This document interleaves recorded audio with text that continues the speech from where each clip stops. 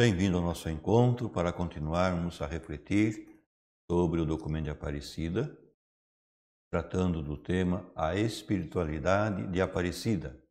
Nós temos sempre como base esse texto, Testemunhos de Aparecida. E, continuando a reflexão sobre a espiritualidade de Aparecida, olhamos a missão como testemunho de uma plenitude. A força da atração e o fascínio que caracterizam o encontro com o Senhor Jesus dá origem ao discípulo missionário. O discípulo missionário nasce do encontro com o Senhor Jesus. O discípulo missionário que é o sujeito da nova evangelização. Sujeito da nova evangelização.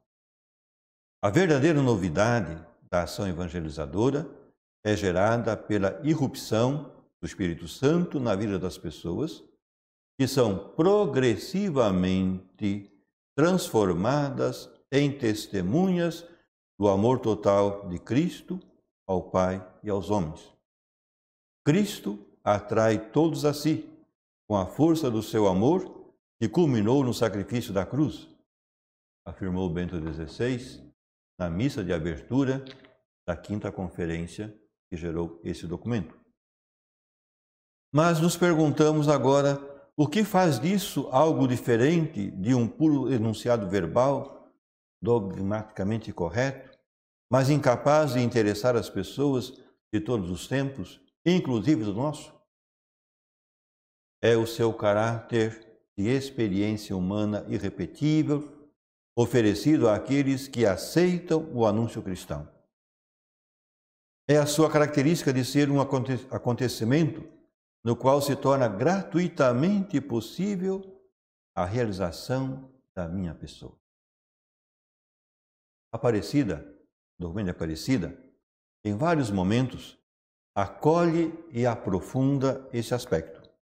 Um texto já citado dizia que os discípulos ficaram fascinados e cheios de assombro frente à excepcionalidade de quem lhes falava, diante da maneira como os tratava, coincidindo com a fome e sede de vida que havia em seus corações.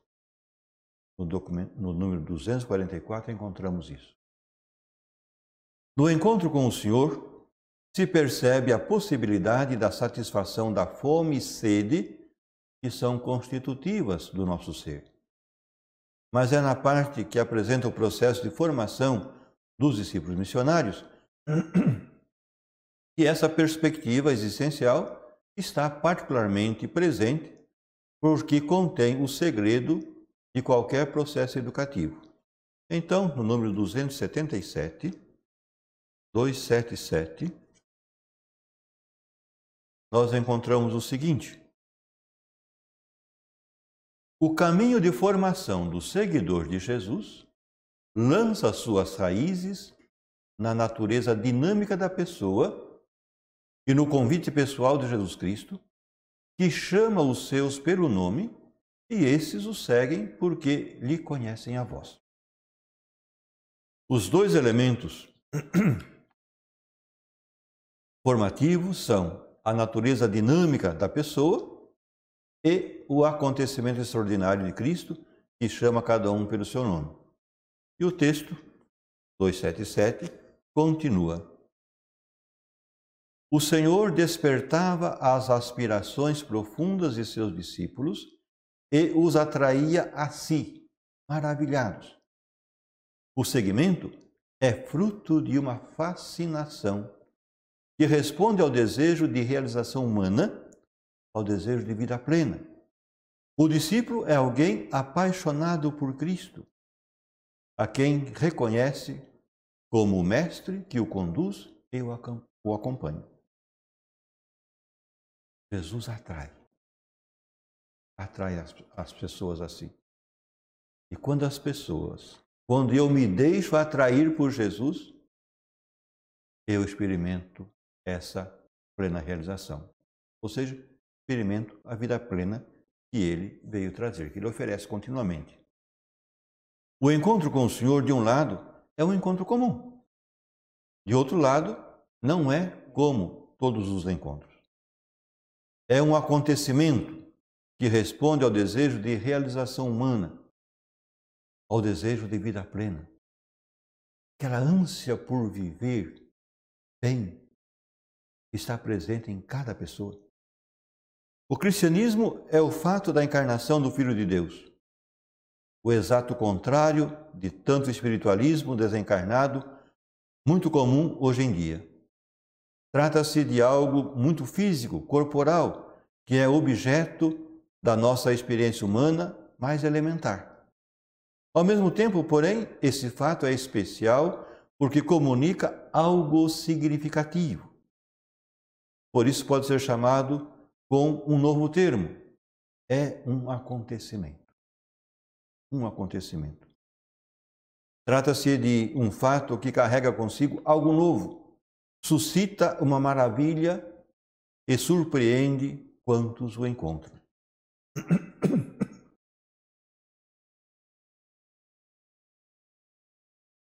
Assim, Cristo e o cristianismo se comunicam como um encontro humano comum.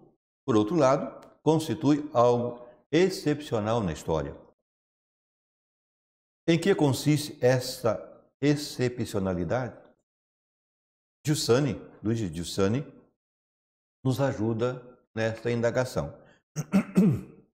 Ele diz: quando uma coisa pode ser definida excepcional?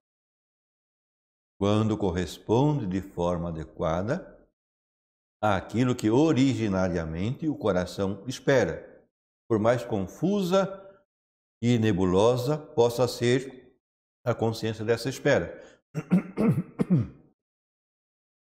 O excepcional é, paradoxalmente, o surgimento daquilo que é mais natural para nós. E o que é o natural para nós? Que aquilo que nós desejamos aconteça. É o natural. Com efeito, nada é mais natural do que a satisfação realizada desse desejo último e profundo do coração, do que a resposta às exigências que são na raiz do nosso ser, para as quais, de fato, vivemos e nos movemos. Retomando o documento de Aparecida, percebemos toda uma atenção à modalidade com a qual o Espírito se comunica respeitando a originalidade e os passos do processo de formação do discípulo missionário. Então é o número 279, que vai nos dizer o seguinte: a formação obedece a um processo integral, ou seja, compreende várias dimensões, todas harmonizadas entre si em unidade vital.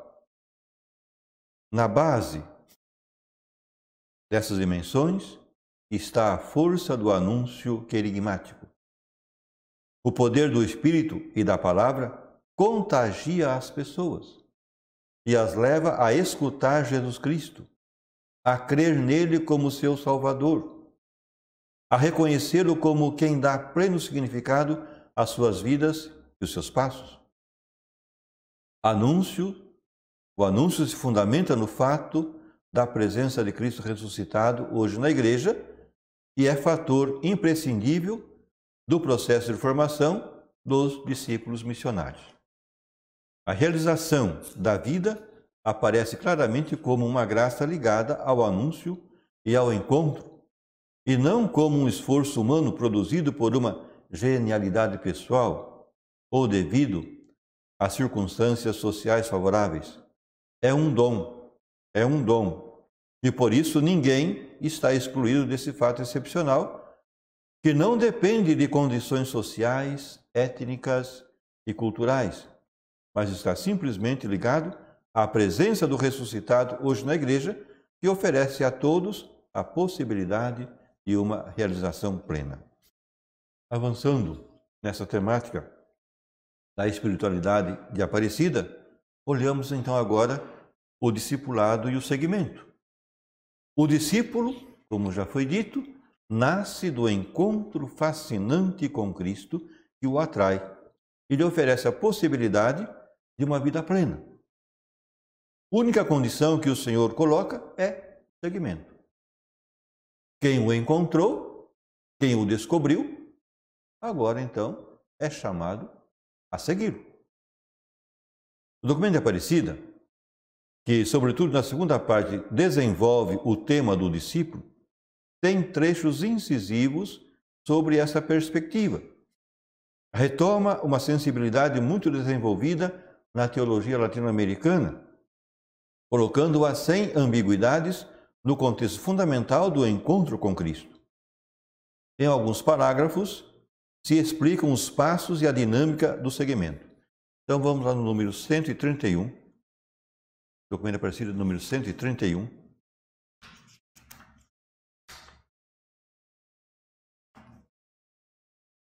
Nós encontramos o seguinte: Jesus os escolheu para que estivessem com ele e para enviá-los a pregar, lembra São Marcos no seu Evangelho, para que o seguissem com a finalidade de ser dele, de pertencer a ele e de fazer parte dos seus, do grupo. E ainda de participar da sua missão. O discípulo experimenta que a vinculação íntima com Jesus, no grupo dos seus, é participação da vida saída das entranhas do Pai. É forte, profundo.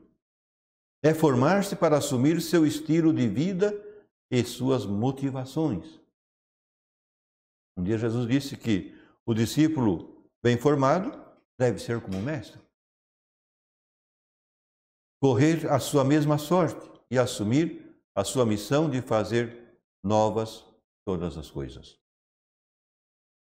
A vida que sai das entranhas do Pai é a origem de toda novidade e se manifesta com um estilo que é determinado pela assimilação do coração de Cristo. E aí é o número 135, de Aparecida, que vai nos ajudar. Aqui o texto diz: Jesus faz dos discípulos seus familiares. Ele os chamou para que estivessem com eles. Jesus faz dos discípulos seus familiares porque compartilha com eles a mesma vida que procede do Pai. Eles pedem como discípulos a união íntima com Ele, obediência à palavra do Pai, para produzirem frutos de amor em abundância. Desta forma, o testemunha São João no prólogo do seu Evangelho, quando João diz: a todos aqueles que creem em seu nome, deu-lhes a capacidade de serem filhos de Deus. E são filhos de Deus que não nascem da via de geração humana, nem porque o homem o deseja, mas sim nascem de Deus. Estamos diante de uma maneira de ser inexplicável, com as atitudes sociais e políticas do tempo. Não se explicam com a sociopolítica de todos os tempos, mas tem uma outra origem, distinta das forças do espírito do homem e da sua moralidade puramente natural. Trata-se de algo que é a verdadeira natureza originária do homem e que é acessível a nós, porque o seu amor, o amor de Deus, foi derramado em nossos corações pelo Espírito Santo que nos foi dado, como ensina São Paulo na Carta aos Romanos.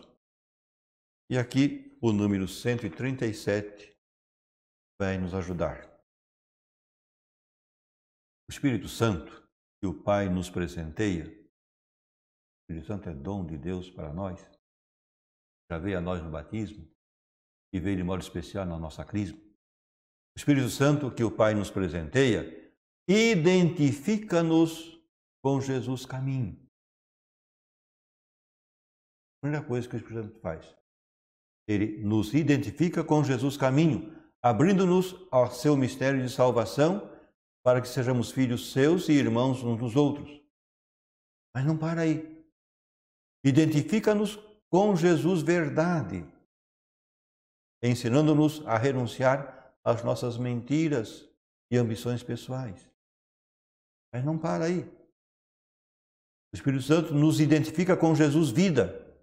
Jesus vida. Permitindo-nos abraçar seu plano de amor e nos entregar para que outros tenham vida nele. Deixemos o Espírito Santo realizar essa nossa identificação com Jesus caminho, com Jesus verdade, com Jesus vida. O documento continua indicando o primado do amor no cristão e na igreja, e é o número 138 que vai nos dizer: para ficar verdadeiramente parecido com o Mestre, é necessário assumir a centralidade do mandamento do amor, que ele quis chamar seu e novo. O meu mandamento, o novo mandamento. Amem-se uns aos outros como eu vos amei. Esse amor, com a medida de Jesus, com o dom total de si, além de ser o diferencial de cada cristão, não pode deixar de ser a característica de sua igreja, comunidade discípula de Cristo, cujo testemunho de caridade fraterna será o primeiro e principal anúncio. Todos reconhecerão que sois meus discípulos, se vos amardes uns aos outros. E assim chegamos à descrição dos traços característicos da espiritualidade do discípulo. E é justamente o número 139 do documento Aparecida que vai nos dizer: no seguimento de Jesus Cristo, aprendemos e praticamos duas coisas. No seguimento de Jesus, aprendemos e praticamos as bem-aventuranças do Reino. O estilo de vida do próprio Jesus, seu amor e obediência filial ao Pai. Ele é modelo para nós. Sua compaixão entranhável frente à dor humana. Jesus sempre se compadeceu diante do sofrimento humano. A sua proximidade aos pobres e aos pequenos. Não excluiu ninguém. Pelo contrário, incluiu. Sua fidelidade à missão encomendada até o fim, com todos os desafios que a missão lhe apresentou. A missão lhe apresentou a entrega total da sua vida e ele a fez na cruz. Seu amor serviçal até a doação total de sua vida. Então, o seguimento de Jesus, no seguimento dele, aprendemos e praticamos as bem-aventuranças. Aprendemos o estilo de Jesus. Quanto mais caminhamos no seu seguimento, mais parecido com ele nós seremos. Quanto mais caminhamos com ele, o modo de ser e de agir de Jesus vão se tornando também o nosso modo de ser e de agir. A nossa identificação com Jesus vai se intensificando.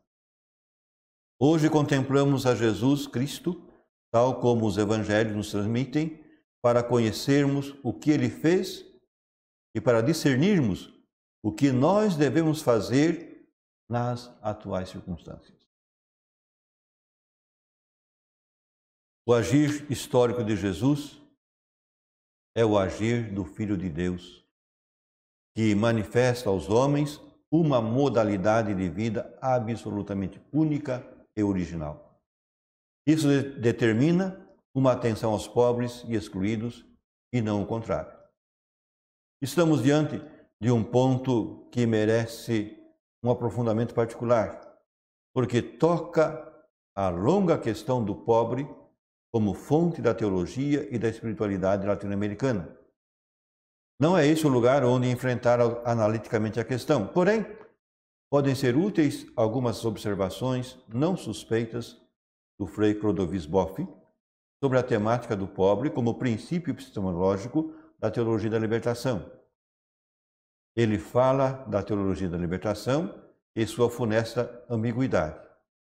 Num artigo publicado na REB, Revista Eclesiástica Brasileira, de outubro de 2007, Clodovis dizia: quando se questiona o pobre como princípio e se pergunta se não é antes o Deus de Jesus Cristo, a teologia da libertação costuma recuar e não nega. E nem poderia, pois Deus está em primeiro lugar por definição. Também não rejeita explicitamente a primazia de Deus e da fé. O que faz problema é a sua indefinição sobre a questão que é capital na esfera do método. Na prática, a ambiguidade funesta é a substituição de Cristo com o pobre, quando o pobre adquire o estatuto de princípio epistemológico.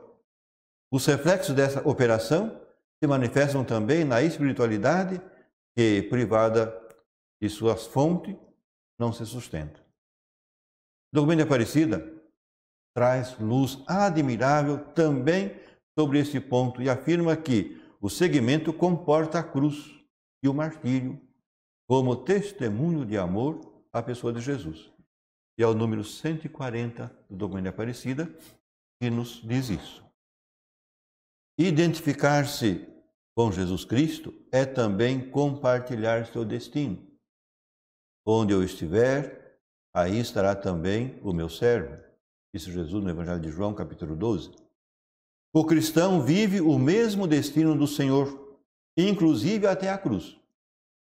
Se alguém quer vir após mim, negue-se a si mesmo. Carregue a sua cruz e me siga. Estimula-nos o testemunho de tantos missionários mártires de ontem e de hoje em nossos povos, que têm chegado a compartilhar a cruz de Cristo até a entrega da própria vida.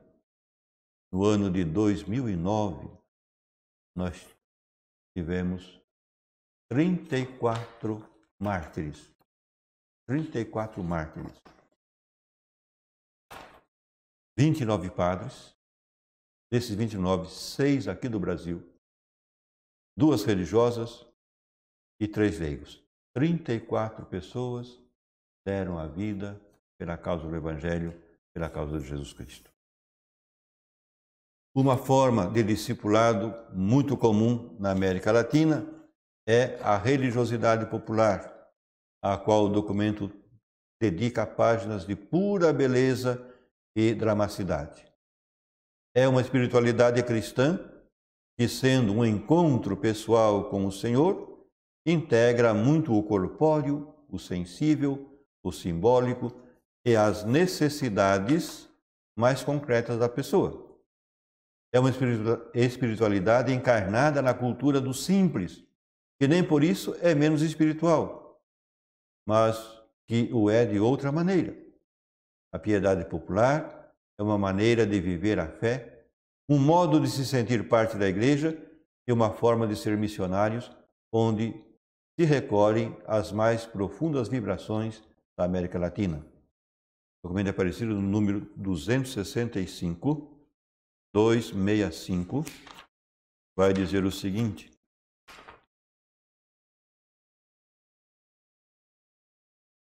nossos povos se identificam particularmente com o Cristo sofredor. Olham-no, beijam-no ou tocam seus pés machucados, como se dissessem: este é o que me amou e se entregou por mim. Muitos deles, golpeados, ignorados, despojados, não abaixam os braços. Com a sua religiosidade característica, se agarram no imenso amor que Deus tem por eles e que lhes recorda permanentemente a sua própria dignidade. Também encontram a ternura e o amor de Deus no rosto de Maria. Maria, com efeito, é através da sua fé e obediência à vontade de Deus, assim como por sua constante meditação das palavras e ações de Jesus, é a discípula mais perfeita do Senhor.